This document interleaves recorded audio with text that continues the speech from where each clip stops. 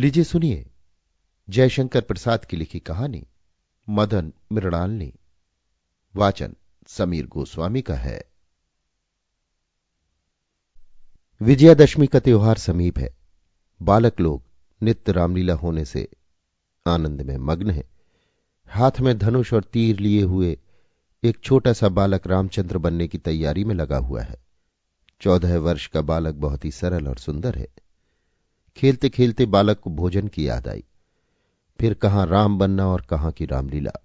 चट धनुष फेंक कर दौड़ता हुआ माता के पास जा पहुंचा और उस ममता मोहमयी माता के गले से लिपटकर मां खाने को दे कहता हुआ जन्नी के चित्त को आनंदित करने लगा। जन्नी बालक का मचलना देखकर प्रसन्न हो रही थी और थोड़ी देर तक बैठी रहकर और भी मचलना देखा चाहती थी। उसके यहां एक पड़ोसिन बैठी थी, अतः वो एकाएक उठकर बालक को भोजन देने में असमर्थ थी। सहज ही असंतुष्ट हो जाने वाली पड़ोस की स्त्रियों का सहज क्रोधमय स्वभाव किसी से छिपा न होगा।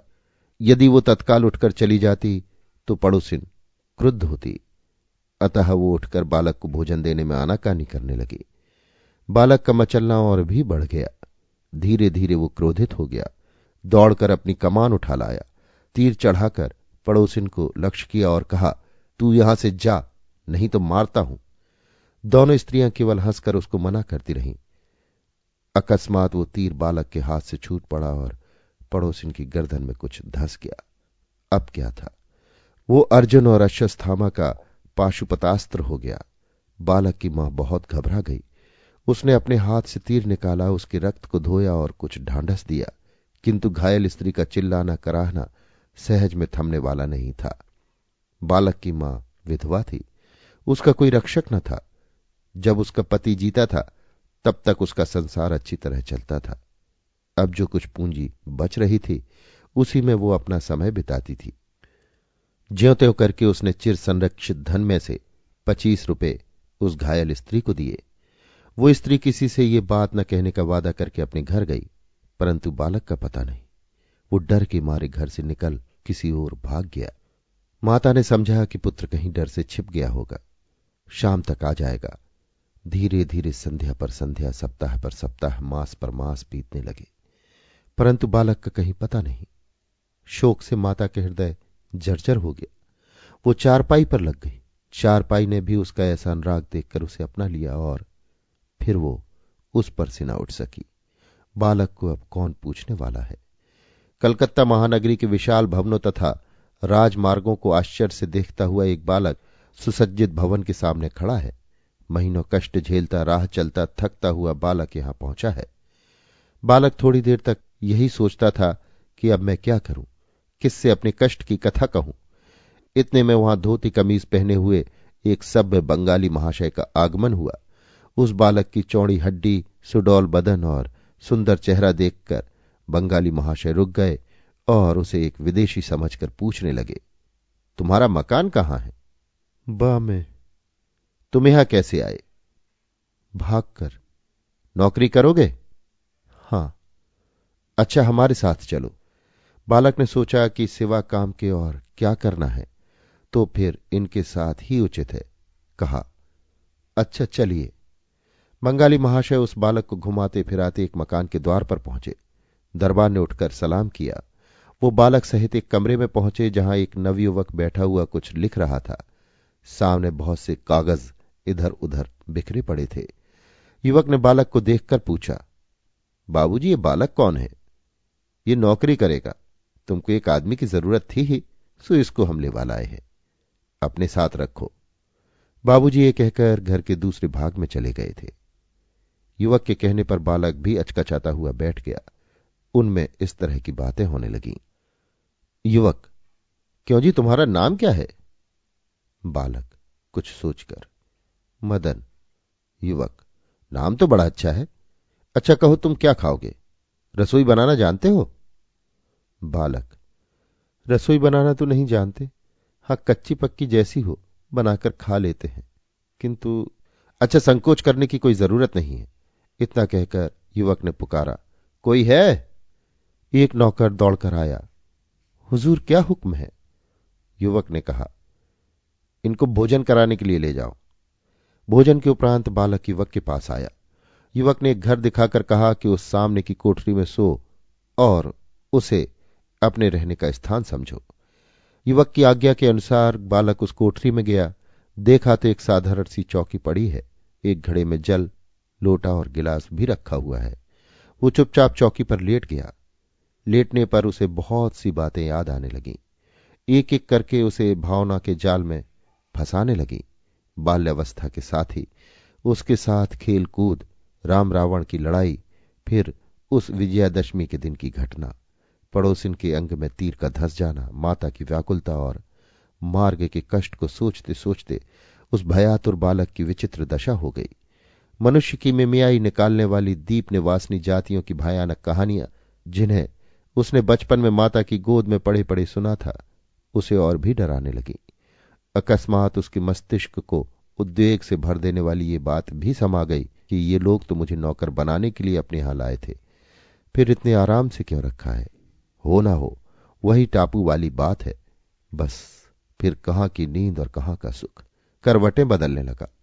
मन में यही सोचता था कि यहां से किसी तरह भाग चलो, परंतु निद्रा भी कैसी प्यारी वस्तु है। घोर दुख के समय भी मनुष्य को यही सुख देती है। सब बातों से व्याकुल होने पर भी वो कुछ देर के लिए सो गया। मदन उसी घर में रहने लगा। अब उसे उतनी घबराहट नहीं मालूम होती। अब वो निर्भय सा हो गया है, किंतु अभी तक ये बात कभी कभी उसे उधेड़बुन में लगा देती है कि ये लोग मुझसे इतना अच्छा बर्ताव क्यों करते हैं और क्यों इतना सुख देते हैं। पर इन सब बातों को वो उस समय भूल जाता है जब मृणालिनी उसकी रसोई बनवाने लगती है।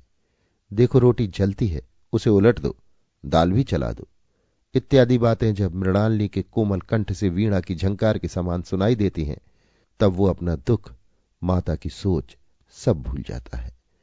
बदन है तो अबोध, किंतु संयुक्त प्रांतवासी होने के कारण स्पृश्यास्पृश का उसे बहुत ही ध्यान रहता है। वो दूसरे का बनाया भोजन नहीं करता। अतएव मृणालिनी आकर उसे बनाती है और भोजन के समय हवा भी करती है। मृणालिनी गृह स्वामी की कन्या है। वो देवबाला सी जान पड़ती है।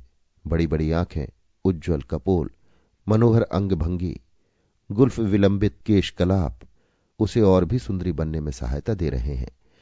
अवस्था 13 वर्ष की है, किंतु वो बहुत गंभीर है। नित्य साथ होने से दोनों में अपूर्व भाव का उदय हुआ। बालक का मुख जब आग की आंच से लाल तथा आंखें धुएं के कारण आंसुओं से भर जाती हैं, तब बालिका आंखों में आंसू भरकर रोषपूर्वक पंखी फेंक कर कहती है, लो जी, इससे काम लो, क्यों व्यर्थ परिश्रम करते हो? इतने दिन तुम्हें रसोई बनाते हुए मगर बनाना ना आया। तब मदन आंच लगने के सारे दुख को भूल जाता है। तब उसकी तृष्णा और बढ़ जाती है। भोजन रहने पर भी भूख सताती है और सताया जाकर भी वो हंसने लगता है। मन ही मन सोचता, मृणालिनी तुम बंग महिला क्यों हुई? मदन के मन में ये बात क्यों उत्पन्न हुई? दोनों सुंदर थे, दोनों ही किशोर थे, दोनों संसार से अनभिज्ञ थे। दोनों के हृदय में रक्त था, उच्छ्वास था, आवेग था, विकास था। दोनों के हृदय सिंधु में किसी अपूर्व चंद्र का मधुर उज्ज्वल प्रकाश पड़ता था। दोनों के हृदय कानन में नंदन पारिजात खिला था। जिस परिवार में बालक मदन पलता था, उसके मालिक हैं अमरनाथ बनर्जी। आपके नवयुवक पुत्र का नाम है किशोरनाथ बनर्जी। कन्या का नाम है मृणालिनी और गृहिणी का नाम हीरामणि है। बंबई और कलकत्ता दोनों स्थानों में आपकी दुकानें थीं, जिनमें बाहरी चीजों का क्रय विक्रय होता था। विशेष काम मोती के वाणिज्य का था। आपका ऑफिस सीलॉन में था, वहां से मोती की खरीद होती थी। आपकी कुछ जमीन भी वहां थी, उससे आपकी बड़ी आय थी। आप प्रायः अपनी बंबई की दुकान में और आपका परिवार कलकत्ते में रहता था। धन अपार था, किसी चीज की कमी न थी, तो भी आप एक प्रकार से चिंतित थे। संसार में कौन चिंताग्रस्त नहीं है? पशु पक्षी, कीट पतंग, चेतन और अचेतन, सभी को किसी प्रकार की चिंता है। जो योगी हैं, जिन्होंने सब कुछ त्याग दिया है, संसार जिनके वास्ते असार है, उन्होंने भी स्वीकार किया है। यदि वे आत्मचिंतन न करें तो उन्हें योगी कौन कहेगा? किंतु बनर्जी महाशय की चिंता का कारण क्या है? सो पति पत्नी की इस बातचीत से विदित हो जाएगा। अमरनाथ, किशोर तो कुंवारा ही रहा चाहता है, अभी तक उसकी शादी कहीं पक्की नहीं हुई। हीरामणि, सीलोन में आपके व्यापार करने तथा रहने से समाज आपको दूसरी ही दृष्टि से देख रहा है। अमरनाथ, ऐसे समाज की मुझे परवाह नहीं है। मैं तो केवल लड़की और लड़के का ब्याह अपनी जाति में करना चाहता था।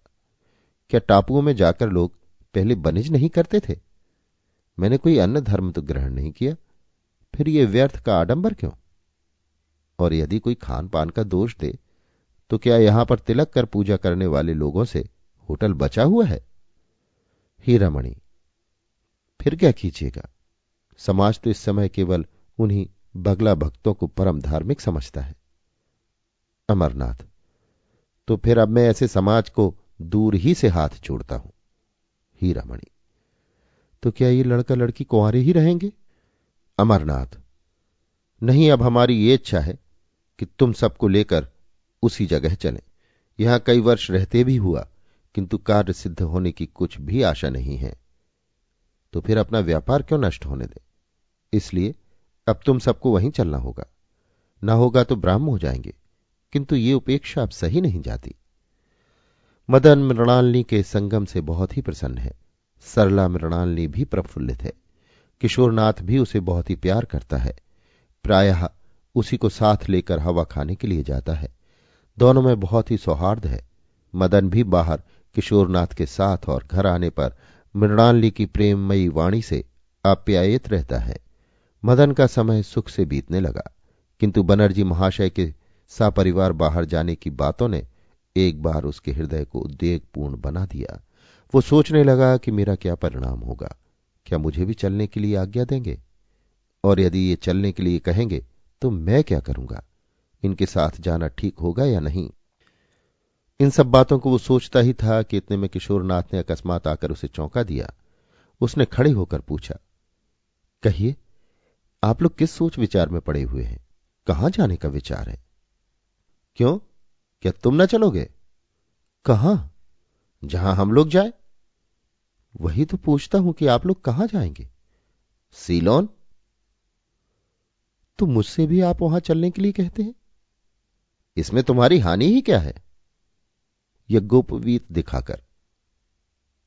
इसकी ओर भी तो ध्यान कीजिए। तो क्या समुद्र यात्रा तुम नहीं कर सकते? सुना है कि वहां जाने से धर्म नष्ट हो जाता है। क्यों, जिस तरह तुम यहां भोजन बनाते हो उसी तरह वहां भी बनाना। जहाज पर भी चढ़ना होगा। उसमें हर्ज ही क्या है? लोग गंगा सागर और जगन्नाथ जी जाते समय जहाज पर नहीं चढ़ते। मदन अब निरुत्तर हुआ, किंतु उत्तर सोचने लगा। इतने ही में उधर से मृणालिनी आती हुई दिखाई पड़ी। मृणालिनी को देखते ही उसके विचार रूपी मोतियों को प्रेम हंस ने चुग लिया और उसे उसकी बुद्धि और भी भ्रमपूर्ण जान पड़ने लगी। मृणालिनी ने पूछा, क्यों मदन, तुम बाबा के साथ न चलोगे? जिस तरह वीणा की झंकार से मस्त होकर मृग स्थिर हो जाता है अथवा अथवा मनोहर वंशी की तान से झूमने लगता है, वैसे ही मृणालिनी के मधुर स्वर में मुग्ध मदन ने कह दिया, क्यों ना चलूंगा। सारा संसार घड़ी घड़ी भर पर, पल पल भर पर नवीन सा प्रतीत होता है और इससे उस विश्व यंत्र को बनाने वाले स्वतंत्र की बड़ी भारी निपुणता का पता लगता है। क्योंकि नवीनता की यदि रचना न होती तो मानव समाज को ये संसार और ही तरह का भासित होता। फिर उसे किसी वस्तु की चाह न होती, इतनी तरह के व्यावहारिक पदार्थों की कुछ भी आवश्यकता न होती। समाज, राज्य और धर्म के विशेष परिवर्तन रूपी पट में इसकी मनोहर मूर्ति और भी सलोनी देख पड़ती है। मनुष्य बहुप्रेमी क्यों हो जाता है? मानवों की प्रवृत्ति क्यों दिन रात बदला करती है? नगर निवासियों को पहाड़ी घाटियां सौंदर्यमय प्रतीत होती हैं। विदेश पर्यटन में क्यों मनोरंजन होता है? मनुष्य क्यों उत्साहित होता है? इत्यादि प्रश्नों के उत्तर में केवल यही कहा जा सकता है कि नवीनता की प्रेरणा। नवीनता वास्तव में ऐसी ही वस्तु है कि जिससे मदन को भारत से सीलोन तक पहुंच जाना कुछ कष्ट करना हुआ। विशाल सागर के वक्ष स्थल पर दानवराज की तरह वो जहाज अपनी चाल और उसकी शक्ति दिखा रहा है।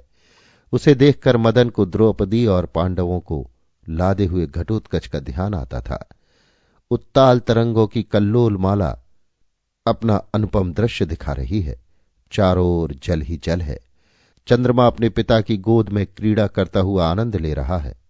अनंत सागर में अनंत आकाश मंडल के असंख्य नक्षत्र अपने प्रतिबिंब दिखा रहे हैं। मदन 3-4 बरस में युवक हो गया है। उसकी भावुकता बढ़ गई है। वो समुद्र का सुंदर दृश्य देख रहा है। अकस्मात एक प्रकाश दिखाई देने लगा। वो उसी को देखने लगा। उस मनोहर अरुण का प्रकाश नील जल को भी आरक्तिम बनाने की चेष्टा करने लगा। चंचल तरंगों की लहरियां सूर्य की किरणों से क्रीड़ा करने लगीं। मदन उस अनंत समुद्र को देखकर डरा नहीं, किंतु अपने प्रेममय हृदय का एक जोड़ा देखकर और भी प्रसन्न हुआ। वो निर्भीक हृदय से उन लोगों के साथ सीलोन पहुंचा। अमरनाथ के विशाल भवन में रहने से मदन को बड़ी ही प्रसन्नता है। मृणालिनी और मदन उसी प्रकार से मिलते जुलते हैं जैसे कलकत्ते में मिलते जुलते थे। लवण महासमुद्र की महिमा दोनों ही को मनोहर जान पड़ती है। प्रशांत महासागर के तट की संध्या दोनों के नेत्रों को ध्यान में लगा देती है। डूबते हुए सूर्यदेव देवतुल्य हृदयों को संसार की गति दिखलाते हैं। अपने राग की आभा उन प्रभातमय हृदयों पर डालते हैं। दोनों ही सागर तट पर खड़े सिंधु की तरंग भंगियों को देखते हैं, फिर भी दोनों की मनोहर अंग भंगियों में भूले हुए हैं। महासमुद्र के तट पर बहुत समय तक खड़े होकर मृणालिनी और मदन उस अनंत का सौंदर्य देखते थे। अकस्मात बैंड का सुरीला राग सुनाई दिया, जो कि सिंधु गर्जन को भी भेद कर निकलता था। मदन मृणालिनी दोनों एकाग्रचित्त हो उस ओजस्विनी कविवाणी को जातीय संगीत में सुनने लगे, किंतु वहां कुछ दिखाई न दिया। चकित होकर वे सुन रहे थे। प्रबल वायु भी उत्ताल तरंगों को हिलाकर उनको डराता हुआ उसी की प्रतिध्वनि करता था। मंत्रमुग्ध के समान सिंधु भी अपनी तरंगों के घात प्रतिघात पर चिढ़कर उन्हीं शब्दों को दोहराता है। समुद्र को स्वीकार करते देखकर अनंत आकाश भी उसी की प्रतिध्वनि करता है। धीरे धीरे विशाल सागर के हृदय को फाड़ता हुआ एक जंगी जहाज दिखाई पड़ा। मदन और मृणालिनी दोनों ही स्थिर दृष्टि से उसकी ओर देखते रहे। जहाज अपनी जगह पर ठहरा और इधर पोर्ट संरक्षक ने उस पर सैनिकों के उतरने के लिए यथोचित प्रबंध किया। समुद्र की गंभीरता, संध्या की निस्तब्धता और बैंड के सुरीले राग ने दोनों के हृदयों को सम्मोहित कर लिया और वे इन्हीं सब बातों की चर्चा करने लग गए। मदन ने कहा, मृणालिनी, ये बाजा कैसा सुरीला है। मृणालिनी का ध्यान टूटा। सहसा उसके मुख से निकला, तुम्हारे कल कंठ से अधिक नहीं है। इसी तरह दिन बीतने लगे। मदन को कुछ काम नहीं करना पड़ता था। जब कभी उसका जी चाहता तब वो महासागर के तट पर जाकर प्रकृति की सुषमा को निरखता और उसी में आनंदित होता था।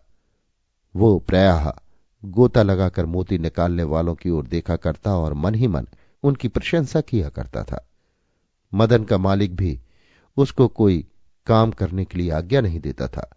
वो उसे बैठा देखकर मृणालिनी के साथ घूमने के लिए जाने की आज्ञा देता था। उसका स्वभाव ही ऐसा सरल था कि सभी सहवासी उससे प्रसन्न रहते थे। वो भी उनसे खूब हिलमिल कर रहता था। संसार भी बड़ा प्रपंचमय यंत्र है। वो अपनी मनोहरता पर आप ही मुग्ध रहता है। एक एकांत कमरे में बैठे हुए मृणालिनी और मदन ताश खेल रहे हैं। दोनों जी जान से अपने अपने जीतने की कोशिश कर रहे हैं। इतने में सहसा अमरनाथ बाबू उस कोठरी में आए। उनके मुखमंडल पर क्रोध झलकता था। वो आते ही बोले, क्यों रे दुष्ट, तू बालिका को फुसला रहा है। मदन तो सुनकर सन्नाटे में आ गया। उसने नम्रता के साथ होकर पूछा, क्यों पिता, मैंने क्या किया। अमरनाथ, अभी पूछता ही है। तू इस लड़की को बहकाकर अपने साथ दूसरी जगह भागना चाहता है। मदन, बाबूजी, ये आप क्या कह रहे हैं। मुझ पर आप इतना अविश्वास कर रहे हैं। किसी दुष्ट ने आपसे झूठी बात कही है। अमरनाथ, अच्छा तुम यहां से चलो और अब से तुम दूसरी कोठरी में रहा करो। मृणालिनी को और तुमको अगर एक जगह अब देख पावेंगे तो समझ रखो समुद्र के गर्भ में ही तुमको स्थान मिलेगा। मदन अमर बाबू के पीछे चला। मृणालिनी मुरझा गई। मदन के ऊपर अपवाद लगाना उसके सुकुमार हृदय से सहा नहीं गया। वो नव कुसुमित पद दलित आश्रय विहीन माधवी लता के समान पृथ्वी पर गिर पड़ी और लोट लोट कर रोने लगी। मृणालिनी ने दरवाजा भीतर से बंद कर लिया और वहीं लोटती हुई आंसुओं से हृदय की जलन को बुझाने लगी। कई घंटे बाद जब उसकी मां ने जाकर किवाड़ खुलवाए, उस समय उसकी रेशमी साड़ी का आंचल भीगा हुआ, उसका मुख सूखा हुआ और आंखें लाल लाल हो आई थी। वास्तव में वो मदन के लिए रोई थी। इसी से उसकी ये दशा हो गई। सचमुच संसार बड़ा प्रपंचमय है। दूसरे घर में रहने से मदन बहुत घबराने लगा। वो अपना मन बहलाने के लिए कभी कभी समुद्र तट पर बैठकर गदगद हो सूर्य भगवान का पश्चिम दिशा से मिलना देखा करता था, और जब तक वो अस्त न हो जाते थे तब तक बराबर टकटकी लगाए देखता था। वो अपने चित्त में अनेक कल्पना की लहरें उठाकर समुद्र और अपने हृदय से तुलना भी किया करता था। मदन का अब इस संसार में कोई नहीं है। माता भारत में जीती है या मर गई, ये भी बेचारी को नहीं मालूम। संसार की मनोहरता, आशा की भूमि, मदन के जीवन स्रोत का जल, मदन के हृदय कानन का अपूर्व पारिजात, मदन के हृदय सरोवर की मनोहर मृणालिनी भी अब उससे अलग कर दी गई। जननी जन्मभूमि प्रिय कोई भी तो मदन के पास नहीं है।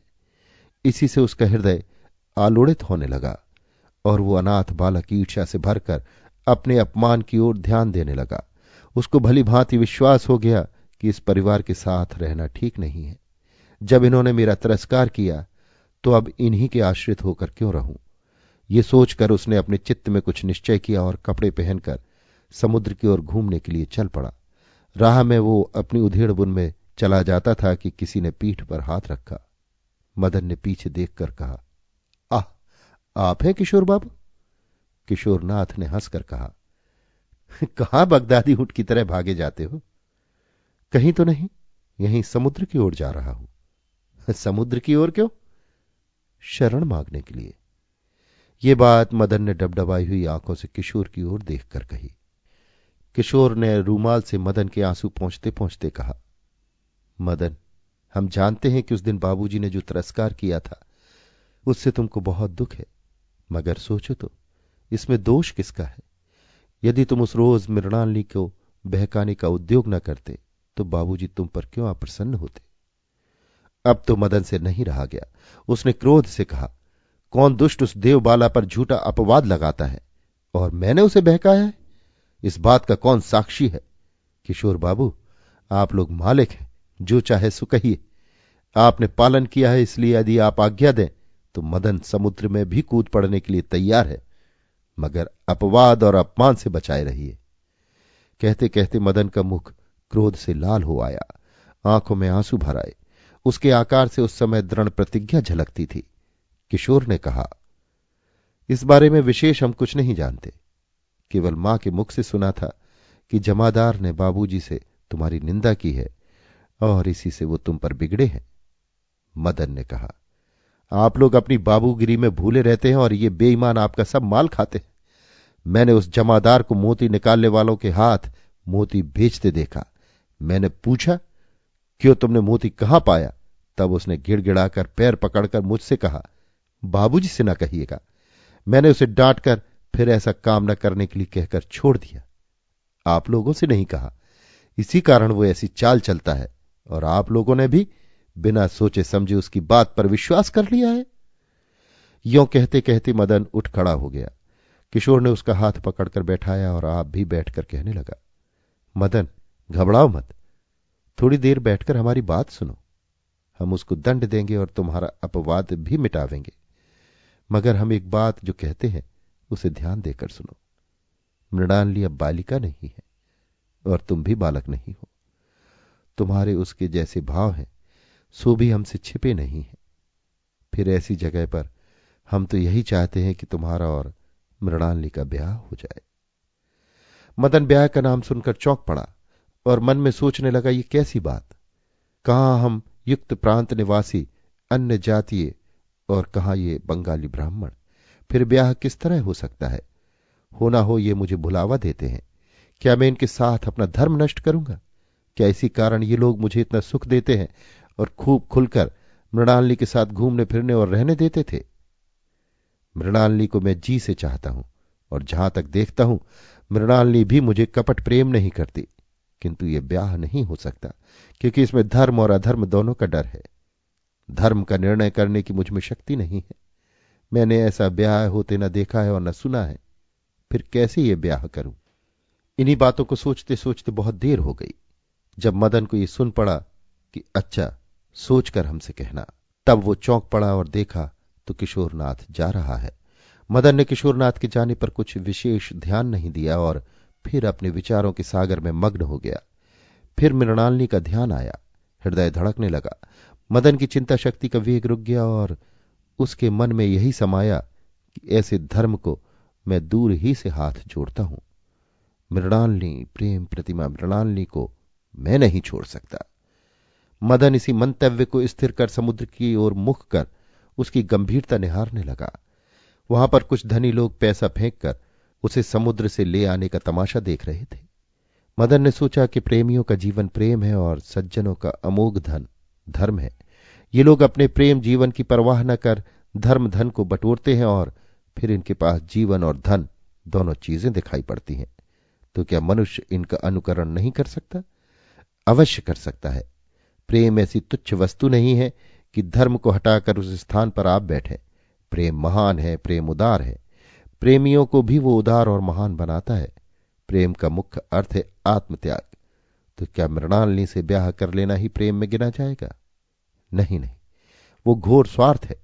मृणालिनी को मैं जन्म भर प्रेम से हृदय मंदिर में बिठाकर पूजूंगा, उसकी सरल प्रतिमा को पंख में न लपेटूंगा, परंतु ये लोग जैसा बर्ताव करते हैं उससे संभव है कि मेरे विचार पलट जाएं।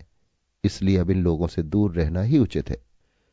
मदन इन्हीं बातों को सोचता हुआ लौट आया और जो अपना मासिक वेतन जमा किया था वो तथा कुछ कपड़े आदि आवश्यक सामान लेकर वहां से चला गया। जाते समय उसने एक पत्र लिखकर वहीं छोड़ दिया। जब बहुत देर तक लोगों ने मदन को नहीं देखा तब चिंतित हुए। खोज करने से उनको मदन का पत्र मिला, जिसे किशोरनाथ ने पढ़ा और पढ़कर उसका मर्म पिता को समझा दिया। पत्र का भाव समझते ही उनकी सब आशा निर्मूल हो गई। उन्होंने कहा, किशोर, देखो, हमने सोचा था कि मृणालिनी किसी कुलीन हिंदू को समर्पित हो, परंतु वो नहीं हुआ। इतना व्यय और परिश्रम जो मदन के लिए किया गया सब व्यर्थ हुआ। अब वो कभी मृणालिनी से ब्याह नहीं करेगा, जैसा कि उसके पत्र से विदित होता है। आपके उस व्यवहार ने उसे और भी भड़का दिया। अब वो कभी ब्याह न करेगा। मृणालिनी का क्या होगा? जो उसके भाग्य में है। क्या जाते समय मदन ने मृणालिनी से भी भेंट नहीं की? पूछने से मालूम होगा। इतना कहकर किशोर मृणालिनी के पास गया। मदन उससे भी नहीं मिला था। किशोर ने आकर पिता से सब हाल कह दिया। अमरनाथ बहुत ही शोकग्रस्त हुए। बस उसी दिन से उनकी चिंता बढ़ने लगी। क्रमशः वो नित्य ही मद्य सेवन करने लगे। वो तो प्रायः अपनी चिंता दूर करने के लिए मद्यपान करते थे, किंतु उसका फल उल्टा हुआ। उनकी दशा और भी बुरी हो चली, यहां तक कि वो सब समय पान करने लगे। कामकाज देखना भालना छोड़ दिया। नवयुवक किशोर बहुत चिंतित हुआ, किंतु वो धैर्य के साथ सांसारिक कष्ट सहने लगा। मदन के चले जाने से मृणालिनी को बड़ा कष्ट हुआ। उसे ये बात और भी खटकती थी कि मदन जाते समय उससे क्यों नहीं मिला। वो ये नहीं समझती थी कि मदन यदि जाते समय उससे मिलता तो जा नहीं सकता था। मृणालिनी बहुत ही विरक्त हो गई। संसार उसे सूना दिखाई देने लगा, किंतु वो क्या करे। उसे अपनी मानसिक व्यथा सहनी ही पड़ी। मदन ने अपने एक मित्र के यहां जाकर डेरा डाला। वो भी मोती का व्यापार करता था। बहुत सोचने विचारने के उपरांत उसने भी मोती का ही व्यवसाय करना निश्चित किया। मदन नित्य संध्या के समय मोती के बाजार में जा मछुए लोग जो अपने मेहनताने में मिली हुई मोतियों की सीपियां बेचते थे उनको खरीदने लगा, क्योंकि इसमें थोड़ी पूंजी से अच्छी तरह काम चल सकता था। ईश्वर की कृपा से उसको नित्य विशेष लाभ होने लगा। संसार में मनुष्य की अवस्था सदा बदलती रहती है। वही मदन जो तिरस्कार पाकर दासत्व छोड़ने पर लक्ष्य भ्रष्ट हो गया था, अब एक प्रसिद्ध व्यापारी बन गया। मदन इस समय संपन्न हो गया। उसके यहां अच्छे अच्छे लोग मिलने जुलने आने लगे। उसने नदी के किनारे एक बहुत सुंदर बंगला बनवा लिया। उसके चारों ओर सुंदर बगीचा भी है। व्यापारी लोग उत्सव के अवसरों पर उसको निमंत्रण देते हैं। वो भी अपने यहां कभी कभी उन लोगों को निमंत्रित करता है। संसार की दृष्टि में वो बहुत सुखी था, यहां तक कि बहुत लोग उससे डाह करने लगे। सचमुच संसार बड़ा आडंबर प्रिय है। मदन सब प्रकार से शारीरिक सुख भोग करता था, पर उसके चित्त पट पर किसी रमणी की मलिन छाया निरंतर अंकित रहती थी, जो उसे कभी कभी बहुत कष्ट पहुंचाती थी। प्रायः वो उसे विस्मृति के जल से धो डालना चाहता था। यद्यपि वो चित्र किसी साधारण कारीगर का अंकित किया हुआ नहीं था कि एकदम लुप्त हो जाए, तथापि वो बराबर उसे मिटा डालने की ही चेष्टा करता था। अकस्मात एक दिन जब सूर्य की किरणें सुवर्ण सी सुवर्ण आभा धारण किए हुए थी, नदी का जल मौज में बह रहा था। उस समय मदन किनारे खड़ा हुआ स्थिर भाव से नदी की शोभा निहार रहा था। उसको वहां कई एक सुसज्जित जलयान देख पड़े। उसका चित्त न जाने क्यों उत्कंठित हुआ। अनुसंधान करने पर पता लगा कि वहां वार्षिक जल विहार का उत्सव होता है, उसी में लोग जा रहे हैं। मदन के चित्त में भी उत्सव देखने की आकांक्षा हुई। वो भी अपनी नाव पर चढ़कर उसी ओर चला। कल्लोलिनी की कल्लोलों में हिलती हुई वो छोटी सी सुसज्जित तरी चल दी। मदन उस स्थान पर पहुंचा जहां नावों का जमाव था। सैकड़ों बजरे और नौकाएं अपने नीले पीले हरे लाल निशान उड़ाती हुई इधर उधर घूम रही हैं। उन पर बैठे हुए मित्र लोग आपस में आमोद प्रमोद कर रहे हैं। कामनियां भी अपने मणिमय अलंकारों की प्रभा से उस उत्सव को आलोकमय किए हुए हैं। मदन भी अपनी नाव पर बैठा हुआ एकटक इस उत्सव को देख रहा है। उसकी आंखें जैसे किसी को खोज रही हैं। धीरे धीरे संध्या हो गई। क्रमशः 1 2 3 तारे दिखाई दिए। साथ ही पूर्व की तरफ ऊपर को उठते हुए गुब्बारे की तरह चंद्रबिंब दिखाई पड़ा। लोगों के नेत्रों में आनंद का उल्लास छा गया। इधर दीपक जल गए। मधुर संगीत शून्य की निस्तब्धता में और भी गूंजने लगा। रात के साथ ही आमोद प्रमोद की मात्रा बढ़ी, परंतु मदन के हृदय में सन्नाटा छाया हुआ है। उत्सव के बाहर वो अपनी नौका को धीरे धीरे चला रहा है। अकस्मात कोलाहल सुनाई पड़ा। वो चौंक कर उधर देखने लगा। उसी समय कोई 4-5 हाथ दूर एक काली सी चीज दिखाई दी। अस्त हो रहे चंद्रमा का प्रकाश पड़ने से कुछ वस्त्र भी दिखाई देने लगा। वो बिना कुछ सोचे समझे ही जल में कूद पड़ा और उसी वस्तु के साथ बह चला। उषा की आभा पूर्व में दिखाई पड़ रही है। चंद्रमा की मलिन ज्योति तारागण को भी मलिन कर रही है। तरंगों से शीतल दक्षिण पवन धीरे धीरे संसार को निद्रा से जगा रही है। पक्षी भी कभी कभी बोल उठते हैं। निर्जन नदी तट पर एक नाव बंधी है और बाहर एक सुकुमारी सुंदरी का शरीर अचेत अवस्था में पड़ा हुआ है। एक युवक सामने बैठा हुआ उसे होश में लाने का उद्योग कर रहा है। दक्षिण पवन भी उसे इस शुभ काम में बहुत सहायता दे रहा है। सूर्य की पहली किरण का स्पर्श पाते ही सुंदरी के नेत्र कमल धीरे धीरे विकसित होने लगे। युवक ने ईश्वर को धन्यवाद दिया और झुककर उस कामनी से पूछा, मृणालिनी, अब कैसी हो? मृणालिनी ने नेत्र खोलकर देखा। उसके मुखमंडल पर हर्ष के चिन्ह दिखाई पड़े। उसने कहा, प्यारे मदन, अब अच्छी हूं। प्रणय का भी वेग कैसा प्रबल है। ये किसी महासागर की प्रचंड आंधी से कम प्रबलता नहीं रखता। इसके झोंके में मनुष्य की जीवन नौका असीम तरंगों से घिरकर प्रायः कूल को नहीं पाती। अलौकिक आलोकमय अंधकार में प्रणयी अपनी प्रणय तरी पर आरोहण कर उसी आनंद के महासागर में घूमना पसंद करता है। कूल की ओर जाने की इच्छा भी नहीं करता। इस समय मदन और मृणालिनी दोनों की आंखों से आंसुओं की धारा धीरे धीरे बह रही है। चंचलता का नाम भी नहीं है। कुछ बल आने पर दोनों उस नाव में जा बैठे।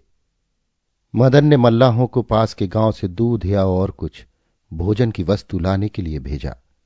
फिर दोनों ने बिछुड़ने के उपरांत की सब कथा परस्पर कह सुनाई। मृणालिनी कहने लगी, भैया किशोरनाथ से मैं तुम्हारा सब हाल सुना करती थी, पर वो कहा करते थे कि तुमसे मिलने में उनको संकोच होता है, इस कारण उन्होंने कुछ नहीं बतलाया। मैं भी हृदय पर पत्थर रखकर तुम्हारे प्रणय को आज तक स्मरण कर रही हूं। मदन ने बात टालकर पूछा, मृणालिनी, तुम जल में कैसे गिरी? मृणालिनी ने कहा, मुझे बहुत उदास देख भैया ने कहा, चलो तुम्हें एक तमाशा दिखलावे। सो मैं आज यहां मेला देखने आई थी। कुछ कोलाहल सुनकर मैं नाव पर खड़ी हो देखने लगी। 2 नाव वालों में झगड़ा हो रहा था। उन्हीं के झगड़े में हाथापाई में नाव हिल गई और मैं गिर पड़ी। फिर क्या हुआ सो मैं कुछ नहीं जानती। इतने में दूर से एक नाव आती हुई दिखाई पड़ी। उस पर किशोरनाथ था। उसने मृणालिनी को देखकर बहुत हर्ष प्रकट किया और सब लोग मिलकर बहुत आनंदित हुए। बहुत कुछ बातचीत होने के उपरांत मृणालिनी और किशोर दोनों ने मदन के घर चलना स्वीकार किया। नावें नदी तट पर स्थित मदन के घर की ओर बढ़ी। उस समय मदन को एक दूसरी ही चिंता थी। भोजन के उपरांत किशोरनाथ ने कहा, मदन, हम अब भी तुमको छोटा भाई ही समझते हैं, पर तुम शायद हमसे कुछ रुष्ट हो गए हो। मदन ने कहा, भैया कुछ नहीं, इस दास से जो कुछ ढिठाई हुई हो उसे क्षमा करना। मैं तो आपका वही मदन हूं। इस तरह की बहुत सी बातें होती रहीं और फिर दूसरे दिन किशोरनाथ मृणालिनी को साथ लेकर अपने घर गया। अमरनाथ बाबू की अवस्था बड़ी शोचनीय है। वो एक प्रकार के मद्य के नशे में चूर रहते हैं। कामकाज देखना सब छोड़ दिया है। अकेला किशोरनाथ कामकाज संभालने के लिए तत्पर हुआ, पर उसके व्यापार की दशा अत्यंत शोचनीय होती गई और उसके पिता का स्वास्थ्य भी बिगड़ चला। क्रमशः उसको चारों ओर अंधकार दिखाई देने लगा। संसार में कैसी विलक्षण गति है। जो बाबू अमरनाथ एक समय सारे सीलोन में प्रसिद्ध व्यापारी गिने जाते थे और व्यापारी लोग जिनसे सलाह लेने के लिए तरसते थे, वही अमरनाथ इस समय कैसी अवस्था में है, कोई उनसे मिलने भी नहीं आता। किशोरनाथ एक दिन अपने ऑफिस में बैठा कार्य देख रहा था। अकस्मात मृणालिनी भी उसी स्थान में आ गई और एक कुर्सी खींचकर बैठ गई। उसने किशोर से कहा, क्यों भैया, पिताजी की कैसी अवस्था है? कामकाज की भी दशा अच्छी नहीं है। तुम भी चिंता से व्याकुल रहती हो। ये क्या है? किशोरनाथ, बहन कुछ न पूछो। पिताजी की अवस्था तो तुम देख ही रही हो। कामकाज की अवस्था भी अत्यंत शोचनीय हो रही है। 50 लाख रुपए के बराबर बाजार का देना है और ऑफिस का रुपया सब बाजार में फंस गया है, जो कि काम देखे भाले बिना पिताजी की अस्वस्थता के कारण दबसा गया है। इसी सोच में बैठा हुआ हूं कि ईश्वर क्या करेंगे। मृणालिनी भयातुर हो गई। उसके नेत्रों से आंसुओं की धारा बहने लगी। किशोर उसे समझाने लगा। फिर बोला, केवल एक ईमानदार कर्मचारी अगर कामकाज की देखभाल किया करता तो यह अवस्था न होती। आज यदि मदन होता तो हम लोगों की यह दशा न होती। मदन का नाम सुनते ही मृणालिनी कुछ विर्वण हो गई और उसकी आंखों में आंसू भर आए। इतने में दरबान ने आकर कहा, सरकार, एक रजिस्ट्री चिट्ठी मृणालिनी देवी के नाम से आई है। डाकिया बाहर खड़ा है। किशोर ने कहा, बुला लाओ। किशोर ने वो रजिस्ट्री लेकर खोली। उसमें एक पत्र और एक स्टाम्प का कागज था। देखकर किशोर ने मृणालिनी के आगे फेंक दिया। मृणालिनी ने वो पत्र किशोर के हाथ में देकर पढ़ने के लिए कहा। किशोर पढ़ने लगा। मृणालिनी, आज मैं तुमको पत्र लिख रहा हूं। आशा है कि तुम इसे ध्यान देकर पढ़ोगी। मैं एक अनजाने स्थान का रहने वाला कंगाल के भेष में तुमसे मिला और तुम्हारे परिवार में पालित हुआ। तुम्हारे पिता ने मुझे आश्रय दिया और मैं सुख से तुम्हारा मुख देखकर दिन बिताने लगा, पर देव को वो भी ठीक न जचा। अच्छा, जैसी उसकी इच्छा, पर मैं तुम्हारे परिवार को सदा स्नेह की दृष्टि से देखता हूं। बाबू अमरनाथ के कहने सुनने का मुझे कुछ ध्यान भी नहीं है। मैं उसे आशीर्वाद समझता हूं। मेरे चित्त में उसका तनिक भी ध्यान नहीं है, पर केवल पश्चाताप ये है कि मैं उनसे बिना कहे सुने चला आया। अच्छा, इसके लिए उनसे क्षमा मांग लेना और भाई किशोरनाथ से भी मेरा यथोचित अभिवादन कह देना। अब कुछ आवश्यक बातें लिखता हूं, उन्हें ध्यान से पढ़ो। जहां तक संभव है उनके करने में तुम आगा पीछा न करोगी, ये मुझे विश्वास है। मुझे तुम्हारे परिवार की दशा अच्छी तरह विदित है। मैं उसे लिखकर तुम्हारा दुख नहीं बढ़ाना चाहता। सुनो, ये एक बिल है जिसमें मैंने अपनी सब सीलोन की संपत्ति तुम्हारे नाम लिख दी है। वो तुम्हारी ही है। उसे लेने में तुमको कुछ संकोच न करना चाहिए। वो सब तुम्हारे ही रुपए का लाभ है। जो धन मैं वेतन में पाता था वही मूल कारण है। अस्तु, ये मूलधन लाभ और ब्याज सहित तुमको लौटा दिया जाता है। इसे अवश्य स्वीकार करना और स्वीकार करो या न करो, अब सेवा तुम्हारे। इसका स्वामी कौन है? क्योंकि मैं भारतवर्ष में जिस रूप में आया था उसी रूप में लौटा जा रहा हूं। मैं इस पत्र को लिखकर तब भेजता हूं जब घर से निकलकर जहाज को रवाना हो चुका हूं। अब तुमसे भेंट भी नहीं हो सकती। यदि तुम आओ भी तो उस समय मैं जहाज पर होऊंगा। तुमसे मेरी केवल यही प्रार्थना है कि तुम मुझे भूल जाना। मदन। ये पत्र पढ़ते ही मृणालिनी की और किशोरनाथ की अवस्था दूसरी ही हो गई। मृणालिनी ने कातर स्वर से कहा, भैया क्या समुद्र तट तक चल सकते हो? किशोरनाथ ने खड़े होकर कहा, अवश्य। बस तुरंत ही एक गाड़ी पर सवार होकर दोनों समुद्र तट की ओर चले। ज्यों ही वे पहुंचे त्यों ही जहाज तट छोड़ चुका था। उस समय व्याकुल होकर मृणालिनी की आंखें किसी को खोज रही थी, किंतु अधिक खोज नहीं करनी पड़ी। किशोर और मृणालिनी दोनों ने देखा कि गेरू रंग का कपड़ा पहने हुए एक व्यक्ति दोनों को हाथ जोड़े हुए जहाज पर खड़ा है और जहाज शीघ्रता के साथ समुद्र के बीच में चला जा रहा है। मृणालिनी ने देखा कि बीच में अगाध समुद्र है। अभी आप सुन रहे थे जयशंकर प्रसाद की लिखी कहानी मदन मृणालिनी। वाचन समीर गोस्वामी का था।